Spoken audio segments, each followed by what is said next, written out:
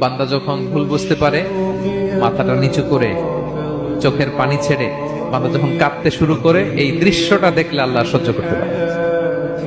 আল্লাহর রহমতের দরিয়ায় জোশ খেলে যায়, বান্দা যা চায় আল্লাহ তাই দিয়ে দেয়।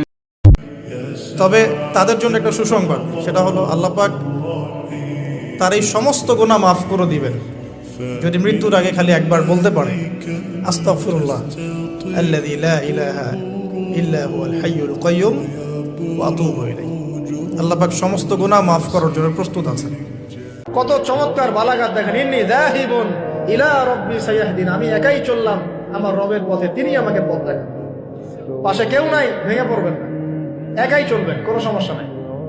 সেই যুবক আরশের ছায়া ছায়া পাবে যে তার যৌবনকালটাকে আল্লাহর পথে কাটিয়েছে, এবং যাকে কোনো সুন্দরী মেয়ে জেনার জন্য আহ্বান করে, সে বলে আমি আল্লাহকে ভয় করি।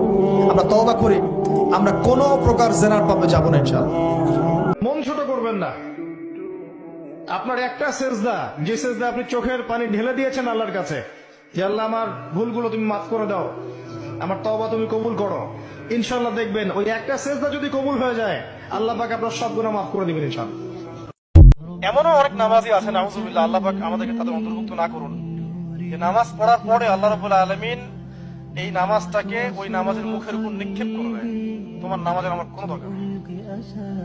আল্লাহ পাক আমাদেরকে হেফাজত করুন। সম্মান করি সেই ভালোবাসাকে যার শেষ শব্দ ছিল ইয়া উম্মতি ইয়া উম্মতি।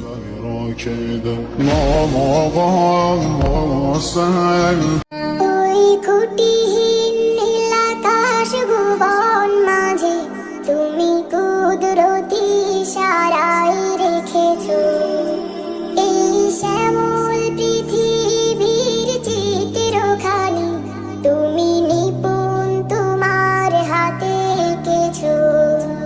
ওগো আল্লাহ, শুকর তোমার, আমার যে মুসলিম করেছো।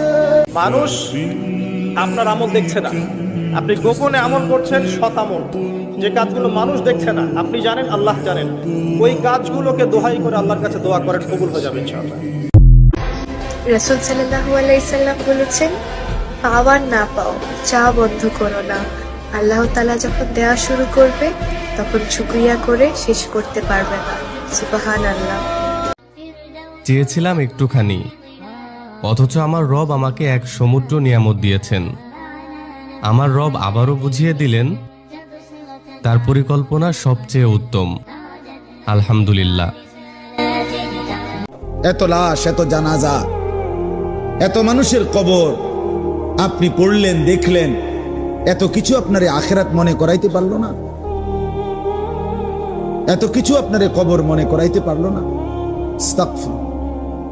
আহা, আপনি তো বড় পাষাণ, আপনি তো বড় শক্ত মানুষ। আল্লাহ মাফ করে দেন। আল্লাহ সবচেয়ে ভালোবাসেন কাকে? নবী করিম সাল্লাল্লাহু আলাইহি ওয়াসাল্লাম বলেছেন, আহাব্বুন নাস ইলাল্লাহি আনফাহুম লিন-নাস। আল্লাহর কাছে সবচেয়ে প্রিয় মানুষ সেই সকল মানুষ যারা সবচেয়ে বেশি মানুষের উপকারে আসে। সবচেয়ে বেশি মানুষ উপকার যারা করে তারা আল্লাহর কাছে সবচেয়ে বেশি প্রিয়। যদি কেউ আল্লাহ রাব্বুল আলামিনের জিম্মায় থাকতে চায়, সে যেন ফরজ সালাত আদায় করে। যদি ফরজ সালাত ছেড়ে দেয়, সে ব্যক্তি আল্লাহ পাকের জিম্মা থেকে মুক্ত হয়ে যায়, ফাকাত বারিয়াত। আল্লাহ পাকের যে জিম্মা, নিরাপত্তা, এখান থেকে সে মুক্ত হয়ে গেল যদি সে ফরজ সালাত ছেড়ে দেয়। শেষ পর্যন্ত তুমি একলাই থাকবা, এই বন্ধুরা কেউ থাকবে না, এই মোবাইল কেউ থাকবে না, এই ফেসবুক, এই ইউটিউব এগুলো থাকবে না। দোস্ত, খুব অল্প সময়ের ব্যবধানে আমি তুমি সবাই পৃথিবীর মায়া ছেড়ে চলেই যেতে হবে।